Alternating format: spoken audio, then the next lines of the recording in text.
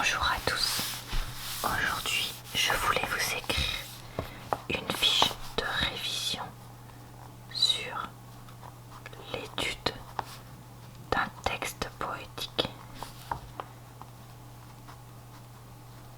C'est une fiche de révision que j'ai trouvée pour le brevet. Sur internet, elle a été écrite par Madame Dunoyer pour un collège de Cournay-sur-Marne. Donc voilà. Et elle est disponible sur internet, donc je vais l'utiliser pour faire aujourd'hui une carte mentale de révision. Donc déjà, on va commencer par dire qu'est-ce qu'un vers.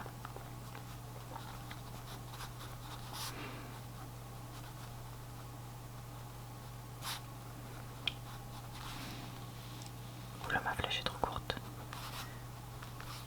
Donc, pour un vers, on a un début qui est marqué par une majuscule.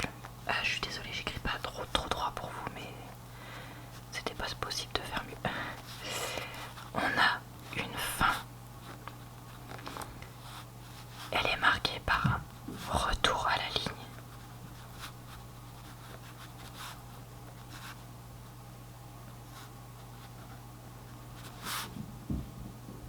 Parce que le vers, contrairement à la phrase en prose, n'occupe pas forcément toute la ligne.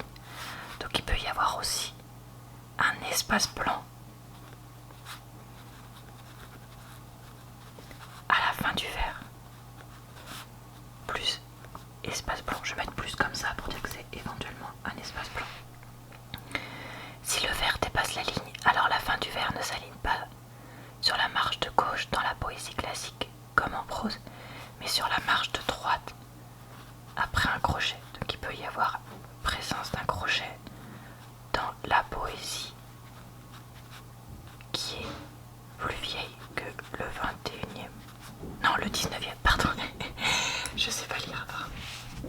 Alors attendez, je vais juste ranger ça. Je suis désolée si vous entendez marcher, c'est mon amoureux qui marche dans ma maison. Donc voilà pour la définition de ce que c'est un vers. Ensuite, ils font une deuxième partie sur la présentation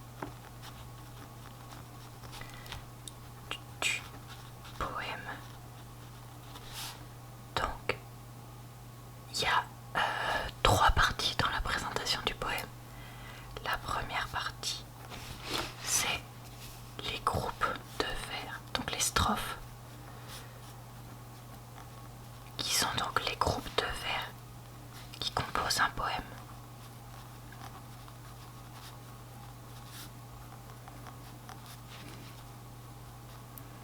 Composant le poème, il n'y a pas d'alinéa pour les strophes.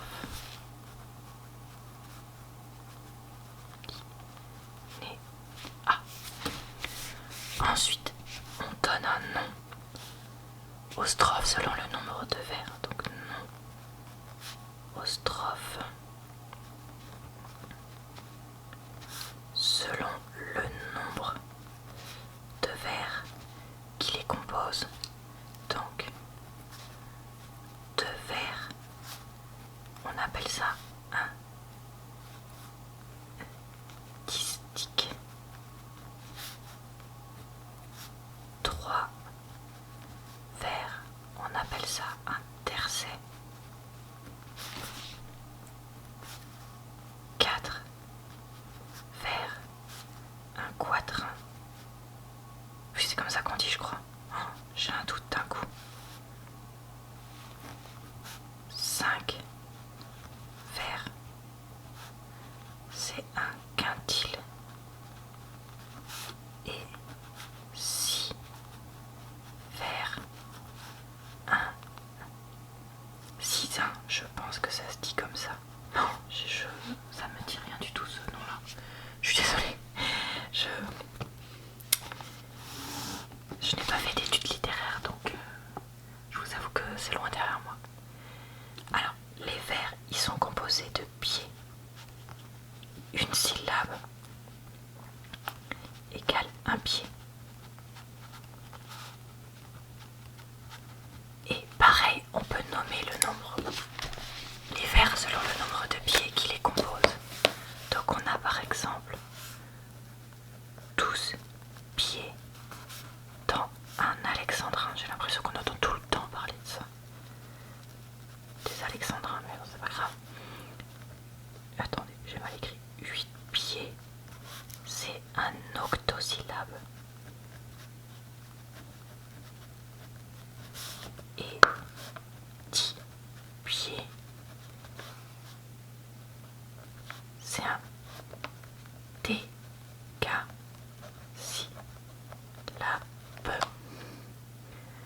Alors, attention. Pour compter correctement le nombre de syllabes, il faut observer certaines règles. On va les noter ici. Les règles pour compter le E muet en fin de vers ne se compte pas. Il n'est d'ailleurs pas prononcé. Le E en fin de vers ne compte pas. Ah, attendez, je vois plus. Le E muet suivi d'un son vocalique ne compte pas. E suivi son vocalique ne compte pas. Le E suivi d'un son consonantique, cette fois donc de la consonne, compte. Comme par exemple une femme. Là, on va compter le E de une et pas celui de femme. Du coup, le poète peut faire prononcer deux sons en deux sons, ce que habituellement on ne prononce comme en qu'un seul, comme par exemple diérèse ou bohémien. Nous, on va avoir tendance à dire bohémien et le E bohémien. Donc voilà. Du coup, deux sons possibles, on va mettre. Il faut savoir aussi que jusqu'au 19e siècle, la poésie était en vers. Par contre, c'est à partir du 20e siècle que les poètes se sont libérés avec l'invention du vers libre. Donc ensuite, on va passer de ce côté-là parce qu'elle prend beaucoup de place, cette carte mentale. Donc on va faire comme ça et on va parler des rimes. Donc la rime, c'est une répétition.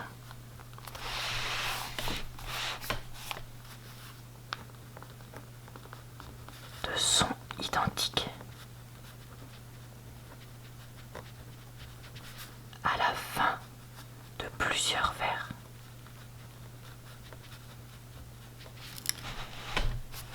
Attendez, vous voyez rien, je vous remonte un petit peu. Ne bougez pas.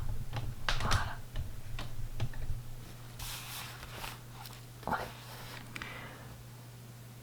Donc, on dessine par des lettres chaque rime différente. On a une disposition particulière pour les rimes. Donc les rimes plates, c'est A, A, B, B. Les rimes croisées, c'est A, B, A, B. Et les rimes embrassées, c'est A, B, B, A. Ensuite,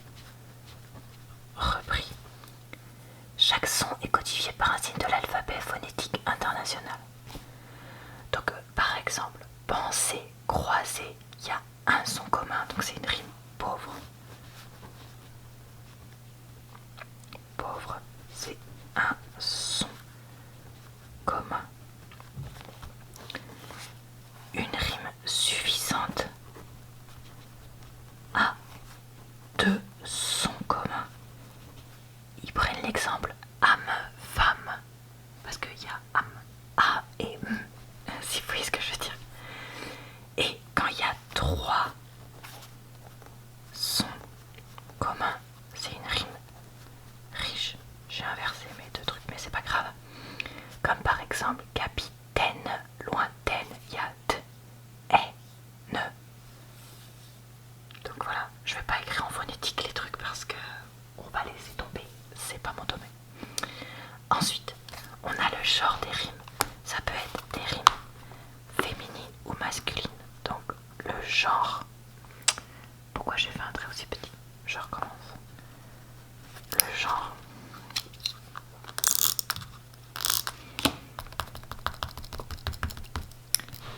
C'est tout flou. Non, il veut pas. Bon, le genre. Donc on a la rime féminine. Elle se termine visuellement par un son E muet, donc non prononcé. Donc elle termine par un E muet. J'ai oublié de marquer termine. Et... Ah, attendez. Si je fais comme ça, est-ce que ça marche mieux? Oui, ça a l'air mieux. Et on a la rime masculine. Elle fait ya. Termine pas par un E muet. Pas par E muet. Donc voilà. Par exemple, campagne, montagne, c'est une rime féminine. Attends, longtemps, c'est une rime masculine. Dans la poésie classique, on alterne ces deux types de rimes, alors que la poésie moderne, on distingue plutôt les rimes soit consonantiques, donc avec une consonne, soit vocaliques avec une voyelle. Alors, ensuite, on a les autres effets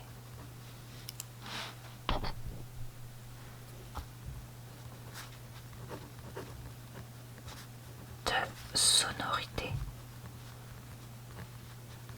Donc on a les reprises de mots ou groupes de mots créent un effet de sonorité ou de rime.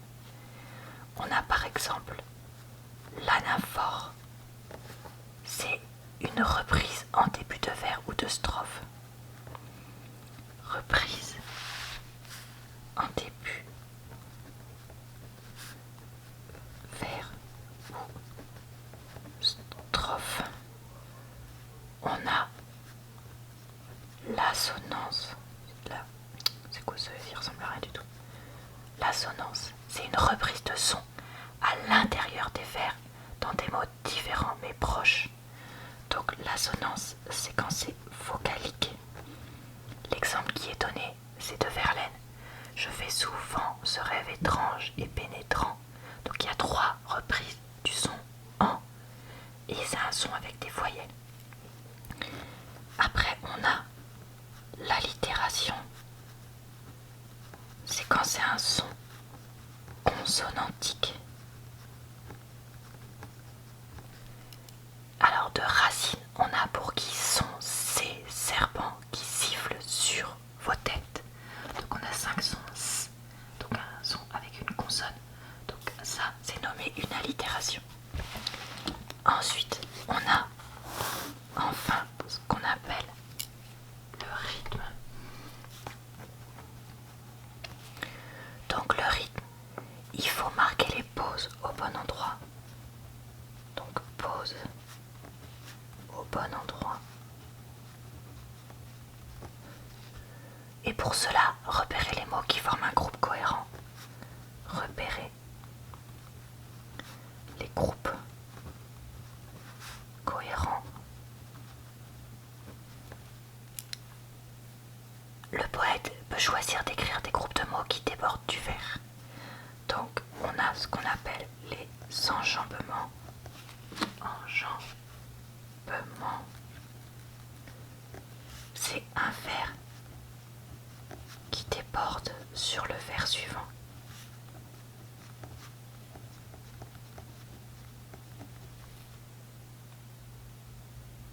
Donc il nous cite Rimbaud. Les pieds dans les glaïeuls, il dort. Souriant comme, et là on va à la ligne, sourirait un enfant malade, il fait un somme. Donc on va à la suite. Et on a aussi ce qu'on appelle le rejet. C'est si le groupe de mots placé au vers suivant est très court. Donc groupe de mots très courts, comme par exemple un ou deux mots pour un verbe.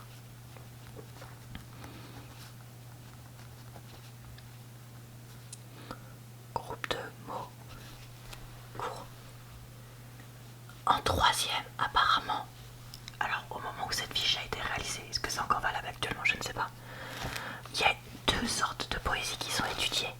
La poésie lyrique, donc on étudie. Donc on va lire là. Attendez, je vais essayer de faire comme ça. Voilà. Donc les sortes de poésie étudiées. Non, étudiées. Oh. Troisième. Donc la poésie lyrique. Donc c'est où on a les sentiments personnels.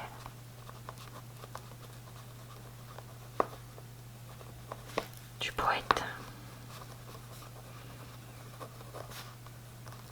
qui sont exprimés. Aïe aïe aïe, ça me pique. Le poète dit je, mais ce qu'il ressent concerne tout homme. Le lexique des sentiments domine, beaucoup d'interjonctions. Le poète utilise des ruptures de syntaxe, des effets de musicalité, discordance pour rendre son poème plus expressif. Le poète aussi, il rend son poème, pardon. Non, attendez, j'ai déjà lu.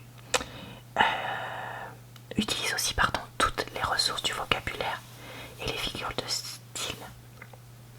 Donc, les thèmes, ça peut être la vie, la mort, le patriotisme, l'espoir de liberté, etc., etc. Et il y a aussi la poésie engagée. Alors ça, j'avais déjà vu ça ailleurs. Alors attendez, j'ai perdu. C'est bon. Engagé. Donc là, au service d'une cause précise.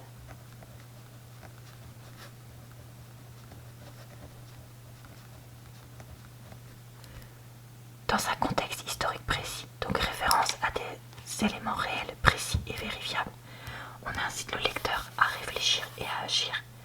Il peut y avoir un message d'espoir en l'avenir ou mettre en garde contre l'oubli, en lien avec le devoir de mémoire, donc probablement en lien avec le cours d'histoire-géographie, parce qu'on en avait parlé l'autre fois du devoir de mémoire.